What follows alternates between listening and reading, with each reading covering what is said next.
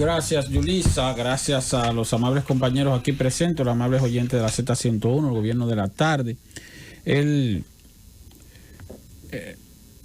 Estaba revisando el informe de recaudación de la Dirección General de Impuestos Internos correspondiente al año pasado. El año pasado fue cuando sufrimos el mayor efecto de paralización de las actividades económicas a propósito del COVID. El gobierno, en sentido general, tenía programado recaudar por impuestos internos 555 mil millones de pesos y recaudó 442 mil millones de pesos. Es decir, que se quedó corto en alrededor de 115 mil millones de pesos.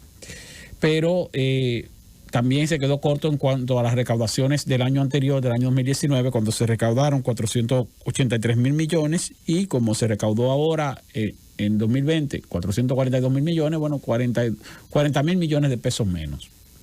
Ahora, voy a hacer una enumeración en términos porcentuales, no en términos de montos, de cuáles son los sectores donde se cayeron las recaudaciones. Por ejemplo, sectores como el impuesto a la primera placa. Las recaudaciones se cayeron en menos 22%, menos 22.4%, en comparación con el año 2019, cuando debió recaudarse más que en el año 2019. Pero en comparación con el 2019, el año pasado, impuestos para la primera placa, menos 22.4%, impuestos de transferencia de venta de vehículos, menos 24%. Fíjense que son parecidos esos porcentajes, 24, 22, porque se trata de la venta de vehículos nuevos y usados. La importación de vehículos nuevos y usados, el impuesto que se paga para la primera placa, más el impuesto que se paga por la transferencia correspondiente a la venta de esos vehículos. Eso te indica a ti entonces que la importación y venta de vehículos, que es un indicador muy importante en cuanto al comportamiento de la economía en la República Dominicana, se desplomó en un promedio de 23% el año pasado. El impuesto a la tarjeta de turismo, eso se cayó en 42.5%. Eso tiene su lógica en el sentido de que el turismo vimos que se cayó de manera brutal, más de un 65% en la baja del turismo durante el año pasado. Entonces también hubo una caída de 16% negativo, por supuesto, en cuanto al impuesto a la constitución de compañías. Ahí no se recauda mucho dinero, pero la reducción en términos porcentuales de un 16% te dice entonces que lo que hubo fue menos constitución o creación de compañías o de empresas nuevas, aun cuando esas empresas no fueran a operar. O sea, el solo hecho de constituirlas, pues eso también se detuvo, se retrajo el año pasado por un asunto de limitación a la economía. Entonces también tuvimos una caída de menos 7%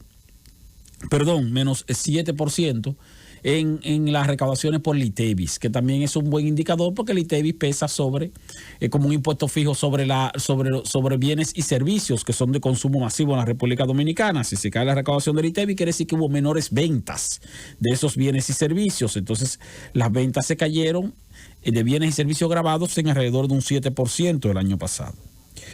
Indicadores interesantes. El impuesto sobre la renta a las personas físicas se cayó en menos 32.6%. El impuesto sobre la renta de los salarios creció en 4.2%. El impuesto sobre la renta de las empresas cayó en menos 8.2%. ¿Por qué tuvimos una caída en el impuesto sobre la renta de las personas físicas en un 32% grave y menos 8% en cuanto a lo que tiene que ver con el impuesto sobre la renta de las empresas? Y sin embargo, el impuesto sobre la renta de los salarios no se redujo, sino que por el contrario, creció en un 4.2% en relación al año 2019. Esto se debe, señores, y es un indicador de cuán lesivo fue para las micro, pequeñas y medianas empresas la paralización de la economía. Las empresas más afectadas fueron las pequeñas empresas. Las pequeñas empresas y las personas físicas que son profesionales que se dedican a desarrollar trabajos o que registran actividades productivas y las registran a su propio nombre. Por eso se llama impuesto sobre la renta a la persona física. O sea, son gente que hacen su declaración jurada, entonces constituyen una especie de empresa de servicio, pero particular, en términos profesionales. Eso lo hacen los abogados, lo hacen los propios periodistas, lo hacen los médicos, una serie de profesionales que se formalizan como personas físicas, no así como empresas, pero generalmente tienen incluso hasta empleados y su número de comprobante fiscal es su número de cédula. Si el impuesto sobre la renta a las personas físicas se desplomó en menos 32%, quiere decir que se paralizaron prácticamente todas las actividades de ese sector profesional y técnico que desarrollaba actividades productivas de manera particular. Entonces, ¿por qué no se cayó el impuesto sobre la renta a los salarios? Porque la mayoría de empresas que cerraron sus puertas son micros y pequeñas, que generalmente pagan salarios que promedian entre el salario mínimo de 11,000 pesos y más o menos salario mínimo y más o menos alrededor de 20,000 pesos como máximo. Entonces, ¿cuáles son las empresas, los empleados que pagan impuestos sobre la renta sobre su salario? Los empleados que ganan más de 35,000 pesos mensual, 34,800 pesos mensual. Si usted pasa de 35,000 pesos, de 34,800 pesos, entonces a usted le cobran impuestos sobre la renta como empleado. Entonces, no se redujo el impuesto sobre la renta de los salarios porque la mayoría de trabajadores con salarios superiores a los 35,000 pesos son empleados de empresas grandes. Y entonces esos empleados no fueron los que más se vieron en el riesgo de perder sus puestos. Los que se vieron en el mayor riesgo de perder sus puestos eran los que ganaban sueldo mínimo. Eran los que ganaban sueldo promedio de 15, de 20,000 pesos. De los cuales hay más de 100,000 que todavía están suspendidos. Esa es la razón por la que entonces no vimos una caída en el impuesto sobre la renta. Para que usted tenga una idea, usted consulta la Tesorería de la Seguridad Social y usted se va a dar cuenta de que el salario promedio cotizable, los trabajadores que cotizan con un salario superior a los 25,000, no a los 35,000, a los 25,000, representan el 24% de todos los empleados formales registrados. O sea, que los empleados que ganan más de 35,000 son quizás un 15%, posiblemente un 10% del total de empleados formales en el país, en términos de cotización. Entonces, esos son los que pagan impuestos sobre la renta. La minoría, la mayoría, que son más del 80%, ganan menos de 25,000 pesos.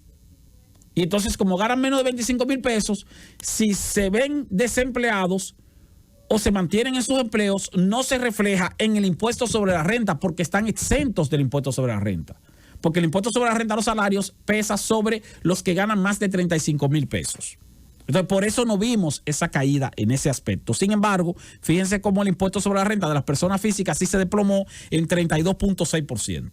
O el impuesto sobre la renta de las empresas, menos 8,2%. Pero no de las empresas grandes.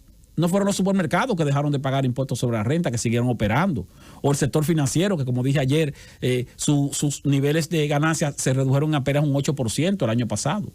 Ganaron 29,500 millones de pesos los bancos. El año anterior habían ganado 31,000 millones.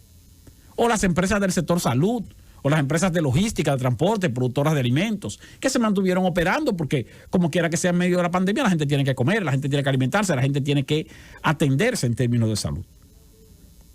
¿Qué salvó un poquito las recaudaciones? O la minería. El impuesto anual minero creció en términos de recaudación para el Estado 72%. El impuesto conocido como regalía neta minera, 145%. El impuesto conocido como... y entonces el impuesto sobre la renta, ya de la propia empresa, que se agrupa dentro de las empresas, que fue que creció un 8,2%. Y cuando hablo de eso, lo digo en términos relativos, en términos porcentuales, pero en términos de dinero, son más de 5,000 millones de pesos adicionales a lo que se habían recaudado en el año 2019. Por el avance que como quiera hicieron las empresas mineras de impuestos sobre la renta a finales del año pasado, pero también por el hecho de que el sector minero se vio beneficiado, tomando en cuenta que aquí el sector minero, y cuando hablamos del sector minería, de lo que estamos hablando de una sola empresa en términos generales, una empresa productora de oro, y como el oro fue el commodity que registró mayor crecimiento en cuanto a su precio durante el año pasado, entonces las exportaciones de oro nos favorecieron bastante, porque el precio de la onza Troy de oro subió a un promedio de $1,850, $1,900 el año pasado completo, cuando el promedio del precio del oro regularmente es de $1,200. El año pasado se metió, en determinado momento subió por encima de los 2,000, pero promedió 1,900 en el año completo. Eso se tradujo en mayor beneficio para esa empresa minera y, por supuesto, tenía que reportar mayor cantidad de dinero en cuanto a impuestos sobre la renta, regalía y otros cargos que tiene la Barrick Pueblo Nuevo en beneficio del Estado. Porque el Estado es prácticamente una especie de accionista en un 52-53% en sentido general con todos los impuestos de esa empresa. Entonces, por eso se salvó un poquito la recaudación de impuestos sobre la renta.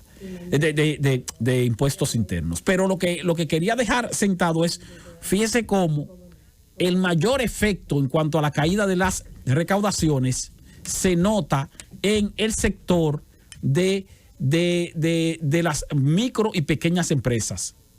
Porque son las micro y pequeñas empresas las que están agrupadas entre las personas físicas y las personas jurídicas ya acogidas, por ejemplo, a régimen simplificado de tributación, que son empresas o profesionales que emplean un promedio de 0 a 15 trabajadores y que le pagan generalmente salarios mínimos que están exentos del impuesto sobre la renta.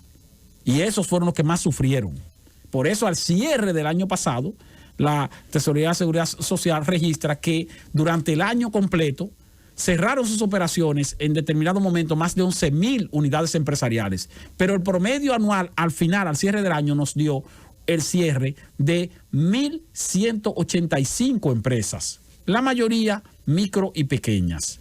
Y esas 1,185 empresas, la mayoría micro y pequeñas, son las que mantienen incluso también fuera del mercado laboral formal a poco más de 250 trabajadores, de acuerdo con el propio registro de la Tesorería de la Seguridad Social.